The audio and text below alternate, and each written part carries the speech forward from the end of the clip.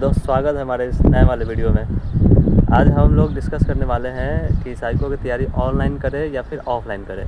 बहुत सारे लोग की क्वेरी है अभी भी। कुछ लोग, जब मैंने पिछली बार वीडियो बनाई थी तो कुछ 2-3 लोगों ने कमेंट किया था कि भाई ऑफ़लाइन मत जाओ क्योंकि ऑफ़लाइन में प्रैक्टिस नहीं करवाते हैं, क्या ही पढ़ा देते हैं, ऑनलाइन प्रैक्टिस करो बेस्ट रहेगा।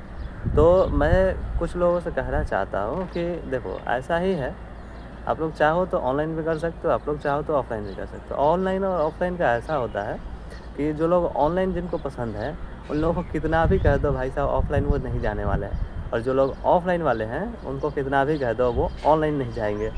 तो ऐसा होता है, दोनों के बीच में ये एंटी चलते रहता है। देखो, लेकिन बात करते हैं बेस्ट कौन-सा है। अगर आपको साइको की तैयारी करनी है, चाहे वो आप एएलपी के लिए तैयारी करते हो, स्टेशन मास्टर के लिए, या किसी भी सब्सिडी कैटेगरी के लिए करते हो जिसमें साइको की ज़रूरत होती है, तो मेरा क्या ख़्याल है, हालाँकि मैं उतना बड़ा यूट्यूबर हूँ नहीं कि आप मेरा ख़्याल मानोगे, लेकिन एक पर्सपेक्टिव होता है सच्ची, जो मैं बताना चाहता हूँ कि देखिए, अगर आपके आस-पास ऑफ़लाइन की व्यवस्था है तो मुझे लगता है आपको जाना चाहिए। क्यों? क्योंकि मैं अभी ऑफ़लाइन कर रहा हूँ। मेरे घर से करीब-करीब 100 किलोमीटर के आसपास पटना में यहाँ पर ऑफ़लाइन का सेंटर है, बहुत अच्छा है। इसका जैसा कि यहाँ मैं ज़्यादा हूँ और वहाँ पर क्लासेस करता हूँ। और कुछ लोग कहते हैं कि ऑफ़लाइन का क्या फ़ायदा है? क्या फ़ायदा है भाई? तो चलिए, आज मैं बताने वाला हूँ कि ऑफ़लाइन में आपको क्या मिलता है जो आपको ऑनलाइन में नहीं मिल सकता है, या फिर ऑनलाइन में क्या मिलता है और ऑफ़लाइन में क्या मिलता है। इन दोनों के बीच में डिफ़रेंस बताऊँगा। आपको पूरा का पूरा आज तक क्लियर हो जाएगा कि आपको ऑफ़लाइन तैयारी करनी है या ऑनलाइन करना है। तो चलिए मैं बताना शुरू करता हूँ। देखो दोस्त, सबसे पहली बात मेरे पास ये है, जो आप देख सकते हैं। 1 मिनट दिखा रहा हूँ मैं। ये चीज़ें ऑफ़लाइन में मिलता है, ये जो आपको यही सेम चीज़ ऑनलाइन में भी मिलता है ना? आपको एक चीज़ और बताना चाहता हूँ।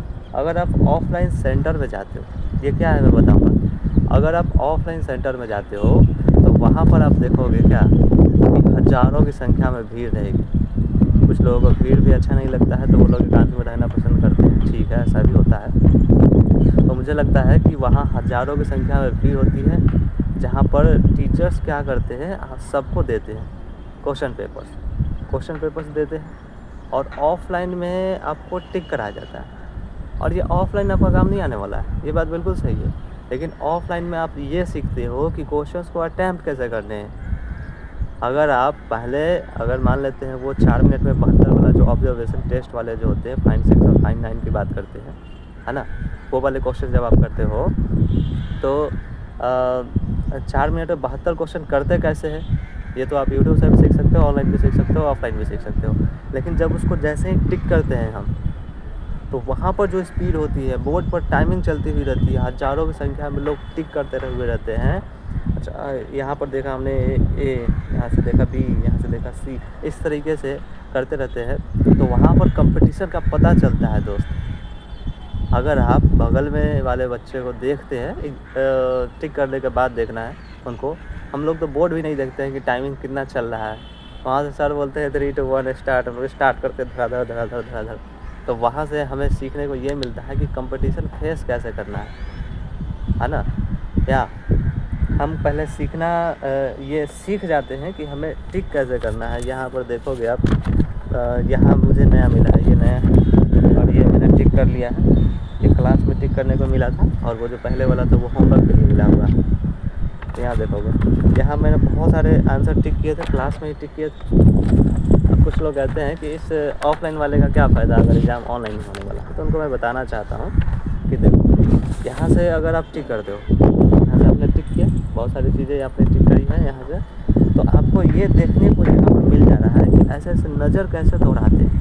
नज़र दौड़ाने के साथ साथ आप ये कैसे फाइंड करेंगे कि कहाँ से एकदम स्पीड मेंटेन कहाँ से होता है। ऑफ़लाइन से ही स्टार्ट होता है भाई।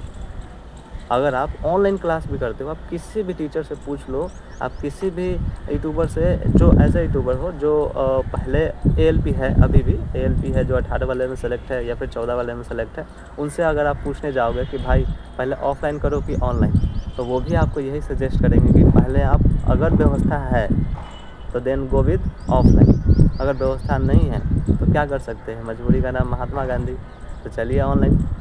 तो ऐसा है, आपको मेन प्रैक्टिस तो ऑनलाइन ही है, लेकिन स्टार्टिंग फेज में जो ज़रूरी है वो है ऑफलाइन।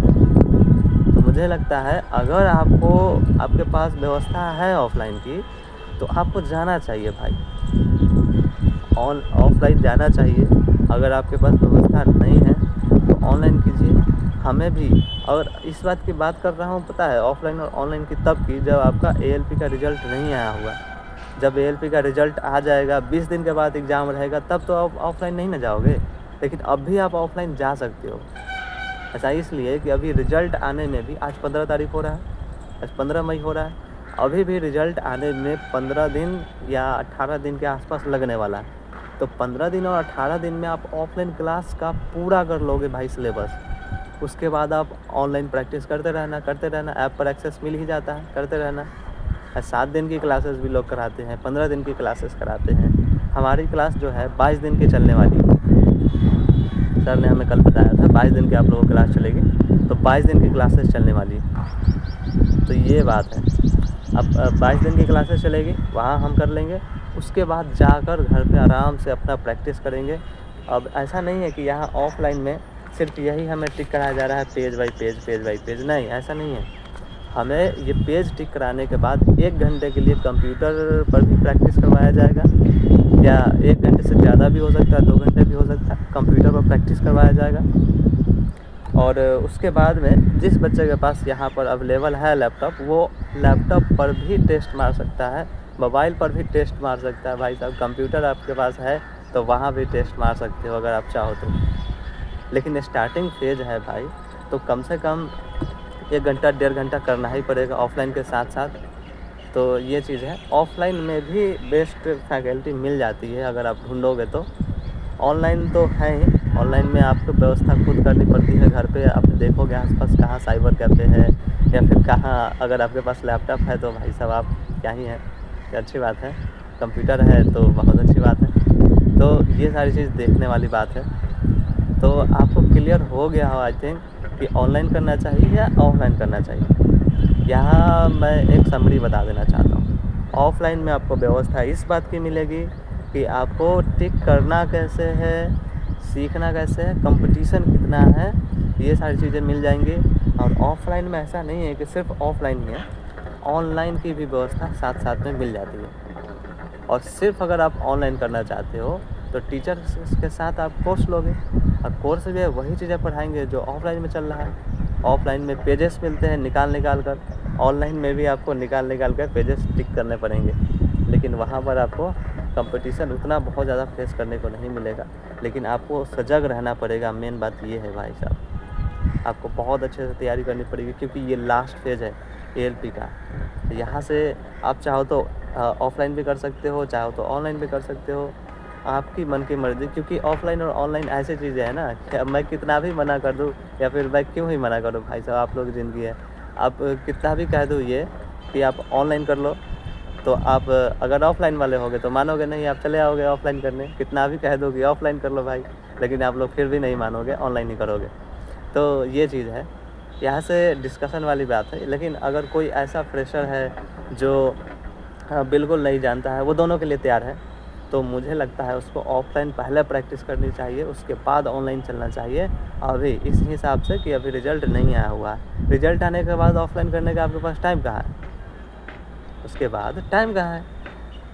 रिज़ल्ट जब आ जाएगा तो सभी लोग भूत की तरह लग जाएंगे, चारों तरफ एकदम साइको, सब लोग साइको हो जाएंगे भाई साहब। ठीक है, तो ये चीज़ है। यहाँ मैं और चीज़ बता देना चाह रहा हूँ, जैसे यहाँ पर देखोगे आप, ये हमें मिल गया प्रैक्टिस सेट, ये है फाइन 9 का प्रैक्टिस सेट। ठीक है, फाइन 9 आप देख सकते हो, ये फाइन 9 का प्रैक्टिस सेट है। और यहाँ पर क्वेश्चंस है यहाँ से यहाँ तक 75 यहाँ तक पूरा हो जा रहा है। और इसको टिक करने के बाद में ना हमें मिलता है एक OMR। देखो पीछे है OMR, यहाँ से।